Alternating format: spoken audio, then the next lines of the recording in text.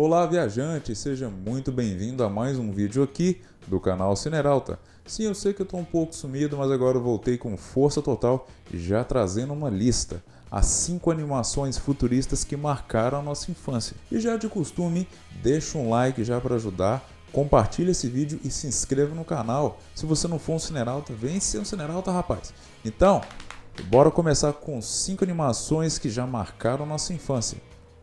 Bora lá, viajante!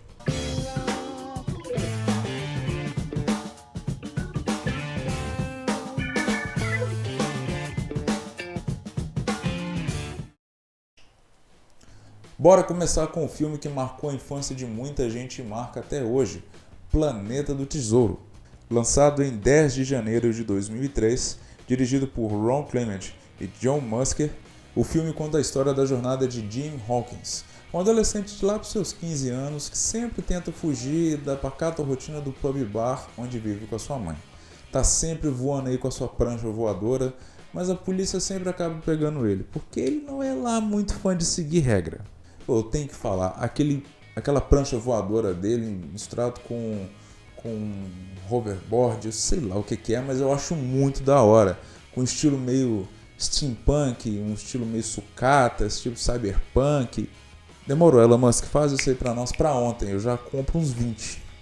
Tá lá um dia ele pensando na vida, pensando no paradeiro e de repente chamado pra aventura. Vem uma nave espacial que cai perto da casa dele. E o que sai de lá é um pirata alienígena, que contém um mapa específico para onde leva a localização para o Planeta do Tesouro, que por coincidência é o mesmo lugar onde que o Jim lia durante a sua infância. O Planeta do Tesouro é a mesma história que ele lia durante a infância. Obviamente que ele pira o cabeção, ele e o amigo dele, o Dr. Doppler, acabam embarcando nessa aventura atrás do Planeta do Tesouro. Eles então embarcam numa aventura num navio em forma de caravela, num lugar gigantesco que é uma lua, um espaçoporto, num estilo meio futurista, num estilo meio steampunk, cyberpunk, um retrofuturista. É uma coisa assim que chama muita atenção. Aquelas camadas de 3D com 2D que mistura com o Planeta do Tesouro, na época foi revolucionário. E é revolucionário até hoje, vamos combinar. Planeta do Tesouro é uma obra-prima. Bora agora para algumas curiosidades sobre o Planeta do Tesouro. O nome completo do Jim é James Pleiades Hawkins. Pleiades é uma aglomeração de estrelas localizada na constelação de Touro. Quando Jim e o Dr. Doppler vão para o espaçoporto, eles recebem instrução de 2 personagens. Esses 2 personagens são a caracterização dos 2 diretores do filme, John Musker e Ron Clement. O nome do navio é RS Legacy, é uma homenagem a Robert Louis Stevenson, autor do livro A Ilha do Tesouro, no qual o Planeta do Tesouro foi baseado.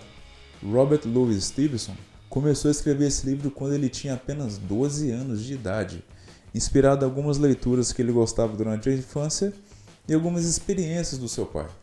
Essa é a 3ª adaptação da Disney para o livro A Ilha do Tesouro. A primeira foi um filme de mesmo nome de 1950 e a segunda foram Os Muppets na Ilha do Tesouro de 1996. Essa com certeza é a curiosidade que mais me chamou a atenção e que eu mais gostei. Mas, infelizmente, ela é meio triste, porque Planeta do Tesouro era para ter uma continuação, mas foi cancelado. Na trama, Jim Hawkins consegue frequentar a Academia Interestelar, mas lá, como bom merdeiro que é, ele não gosta muito de seguir regras e fica toda hora disputando a liderança da sala com a sua colega Kate, que é uma moça muito inteligente. E para completar, ela é filha do almirante Blake, comandante da marinha. A capitã Amélia, a capitã lá do primeiro filme, da primeira nave, agora é reitora da academia. E ela tem uma nova embarcação criada pelo Dr. Doppler, a Centurião. E o capitão dessa nave nada mais nada menos que aquele robô doidão Ben. Quem que foi o gênio que colocou um robô sem metade da cabeça para pilotar uma nave? Tudo bem que chegou uma hora da história que ele conseguiu colocar a cabeça dele de volta no lugar. Mas, porque essa espaçonave seria o objeto de desejo de um pirata chamado Barba de Ferro. onde que à medida que ele fosse perdendo partes do corpo, ele ia substituindo por ferro. O que chegou a um certo ponto que a maioria das partes do corpo dele era toda composta por ferro. Vamos dar aquela olhada em algumas fotos e vídeos dos bastidores dessa obra-prima? Algumas imagens podem ser vistas no documentário falando específico somente dessa obra, misturando um estilo de 3D com 2D. Tá aí algumas imagens.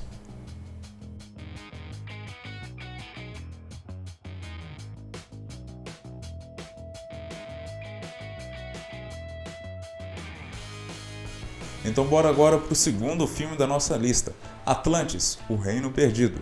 Lançado em 2001, dirigido por Gary Tosley e Kirk Wise, o explorador Milo Tate acaba recebendo assim, de forma inesperada o mapa que mostra diretamente a localização da cidade perdida de Atlantis. Ele então embarca numa jornada financiada por um excêntrico milionário que junta uma tripulação liderada pelo Capitão Hulk. Uma tripulação para lá de diferenciada, né?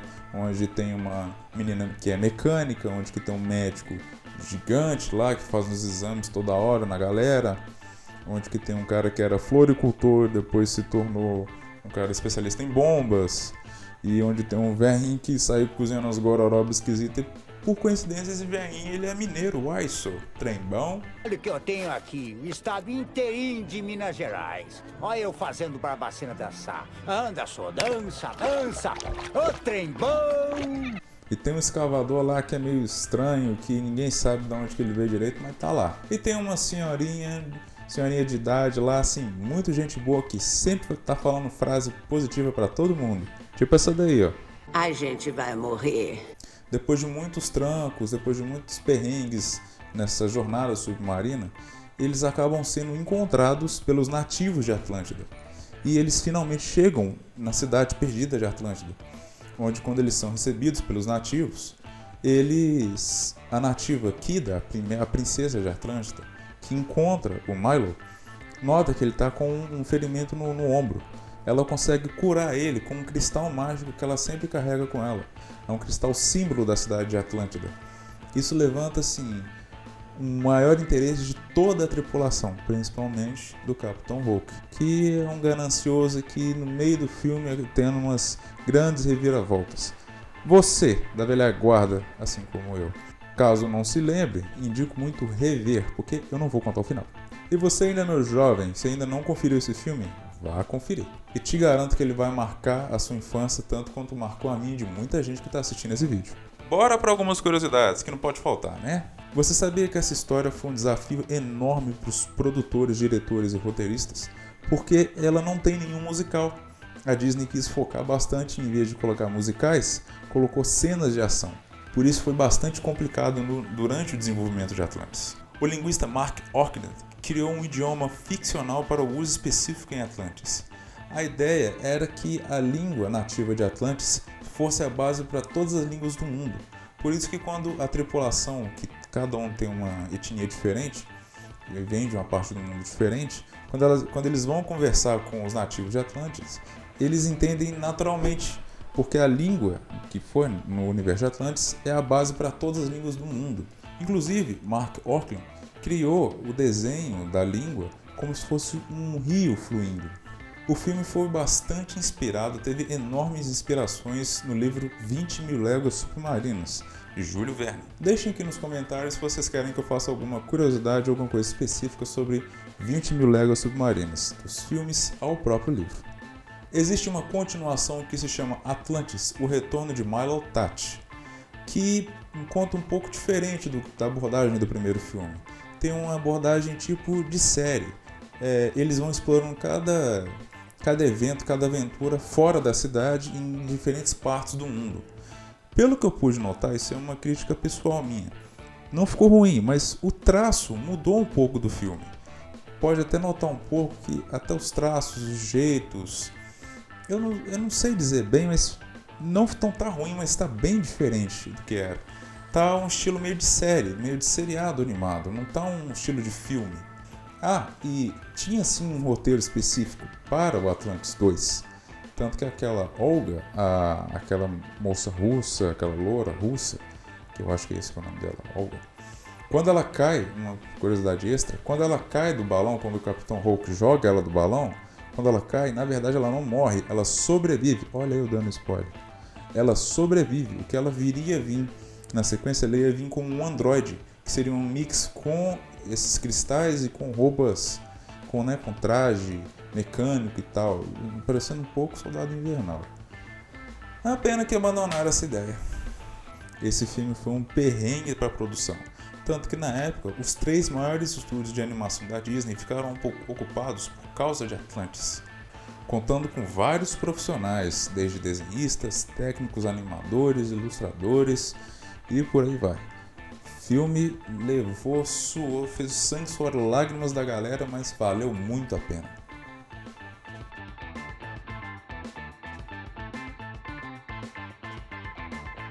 Parte agora para o terceiro da lista, o filme Robôs. Lançado em 2005 com direção de Chris Hanger e Carlos Saldanha, conta a história do jovem Rodney Lataria, um robô que sempre sonhou em ser um grande inventor, sempre teve essa grande ambição, sempre vendo o pai como um espelho, como um grande herói, mas tendo em cima a sua grande inspiração, o grande soldador.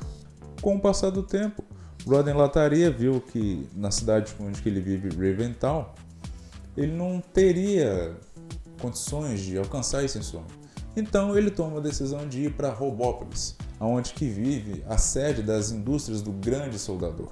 Ele é recebido por vários novos amigos, ele faz novos amigos, que é essa galera que é da segunda linha, esses robôs de segunda linha, e que ele é acolhido na casa da Tia Turbina, não tem como esquecer da engraçada Tia Turbina, pelo amor de Deus.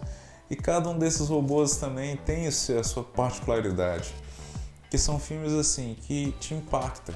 Cada um tem a sua individualidade, o seu defeito, vamos dizer assim. Cada um é único do seu jeito e são personagens muito bem construídos. Vocês têm uma empatia por eles. Mas como nem tudo na vida é fácil, quando ele chega nas indústrias do grande soldador, ele dá de cara com o novo chefe de lá, um tal de Don Oss, onde ele por algum motivo conseguiu comandar as indústrias do grande soldador junto com a sua mãe, a dona do ferro velho, Madame Junta. E que senhora esquisita, meu Deus do céu, aquilo é assombroso. Não sei por que eu não tive pesadelo com aquela cena do ferro velho, aquilo lá dá pra dar medo. Mas Dom Aço e Madame Junta planejam exterminar todos os robôs de segunda linha, que na cabeça deles são sucatas, são coisas que ele não quer nem olhar, e para ele quer simplesmente eliminar todos da face da Terra. Mas é claro que Rodney Lataria e todos seus outros amigos e muitos outros robôs que ele ajuda a reconstruir não vão deixar isso barato. Partiu agora para algumas curiosidades de robôs. Os produtores e diretores se inspiraram em alguns maquinários antigos para poder pegar a base dos personagens, como batedeiras, misturadores de bolo, liquidificador e utensílios de ferro, passadores, na época dos anos 60 e 70. Tanto que você pode notar que o filme tem essa pitada assim, são todos robôs, porque imagina, é todo mundo robô, tudo no universo robótico, mas tem aquela pegada dos anos 70, 80, 60, 70, 80, por aí. Brasil, olha aí, o brasileiro Carlos Saldanha fez parte da co-direção junto com o diretor Chris Hanger. Sabiam disso? Inclusive Carlos Saldanha é o mesmo diretor de A Era do Gelo. Esse filme foi tão bem amarrado, tão bem construído. O próprio Carlos Saldanha teve algumas dúvidas, teve até algum medo, certo medo, de aonde que a narrativa levaria ele em questão de iluminação, de textura. Não é fácil você criar personagens, com textura de ferro, com aquela iluminação perfeita. Não é algo tão simples, não foi algo tão simples na época, mesmo sendo nos anos 2000. Mas na boa, bate de frente tranquilamente com Toy Story e Os Incríveis. Me perdoe, mas é verdade. Dá uma olhadinha nas artes conceituais de robôs. Dá uma olhadinha de como esse filme foi sendo construído pouco a pouco, esboço, as ideias e alguns pequenos detalhes que foram para o corte final e outros que não foram.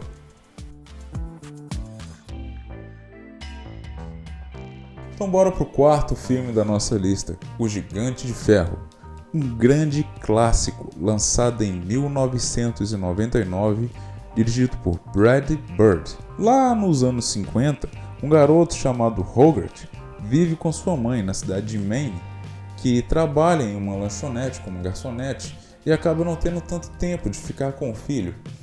E ele fica meio solitário, ele gosta de assistir filmes, ler quadrinhos, filmes de ficção científica, brincar com ficção científica e tudo.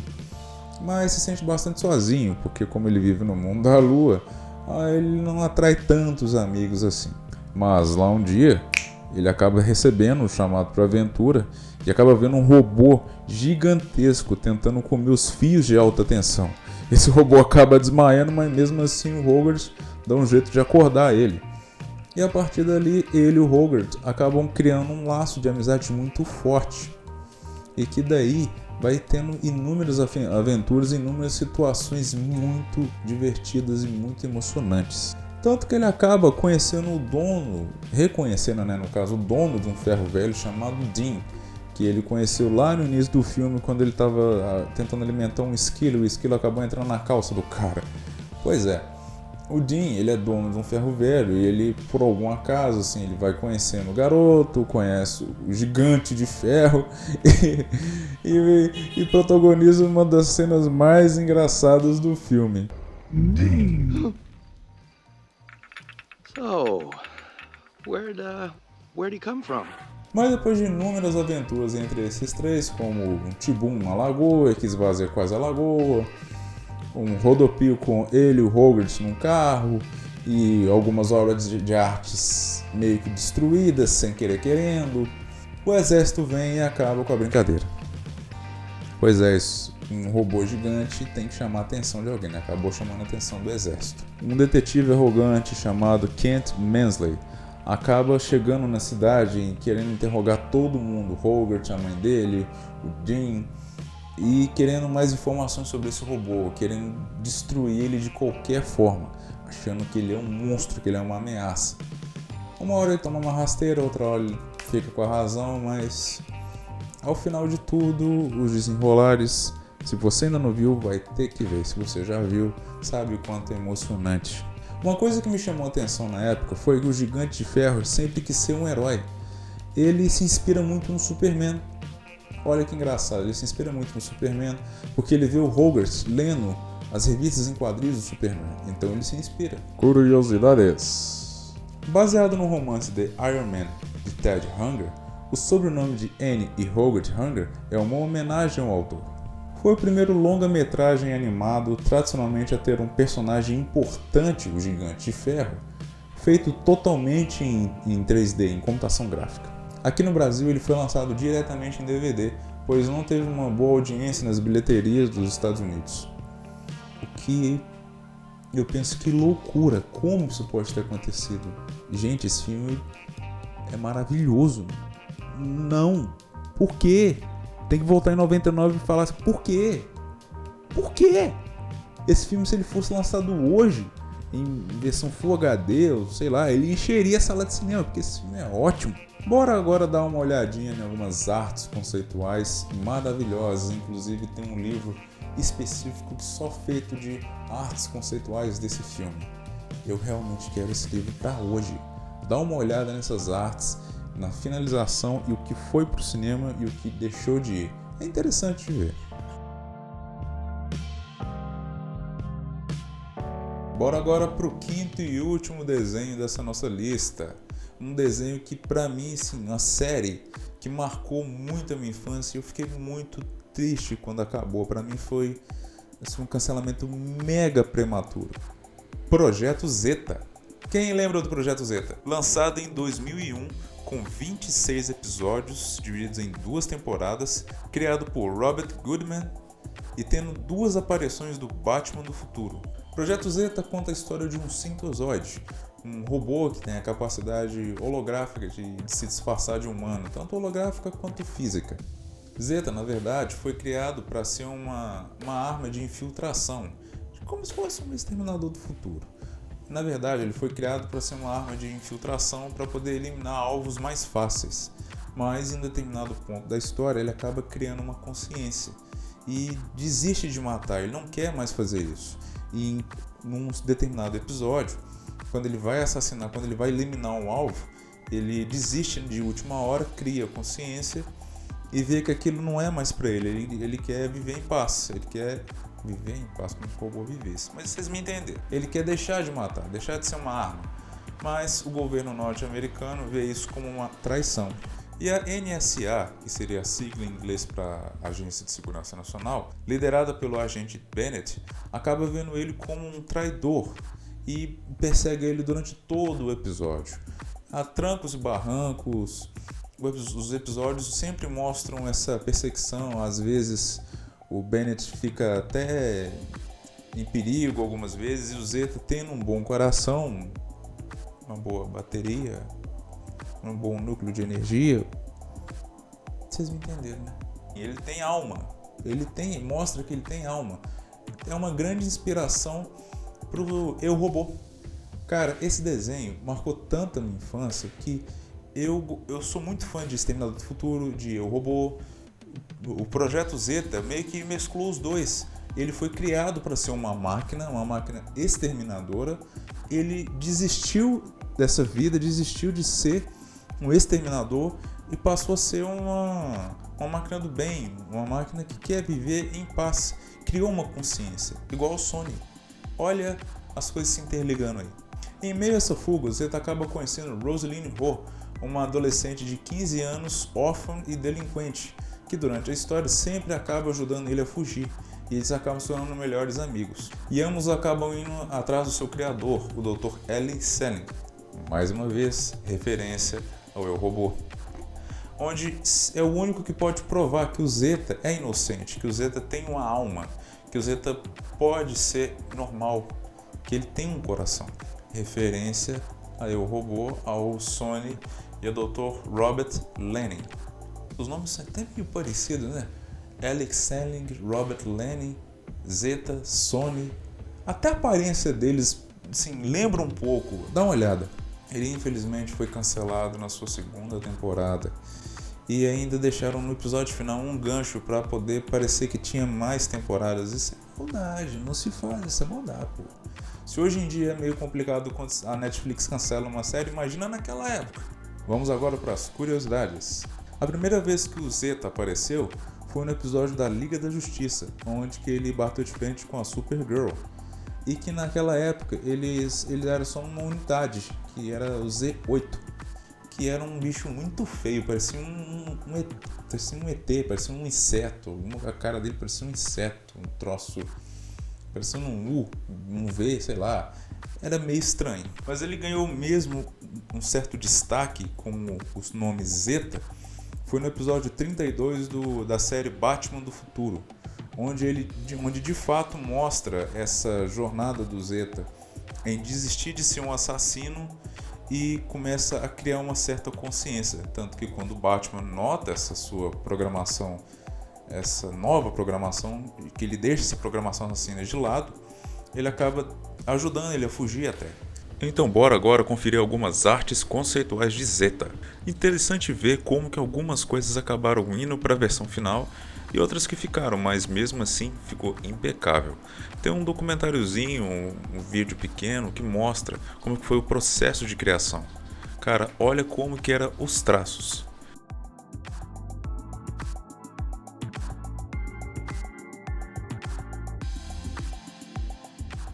Então é isso, viajantes. Voltando aqui agora com força total. Não se esqueçam de se inscrever no canal, dar like no vídeo que ajuda muito e compartilha com todo mundo. Os jovens, os velhos, tem muita gente da velha guarda que marcou esses desenhos, que esses desenhos são muito bons. E vou deixar aqui em algum lugar alguns vídeos para vocês conferirem também no canal. Então vão lá no Instagram também. Votem, comentem aqui embaixo o que vocês querem ver. Mas é isso aí, gente. Até o próximo vídeo. Até mais, viajantes!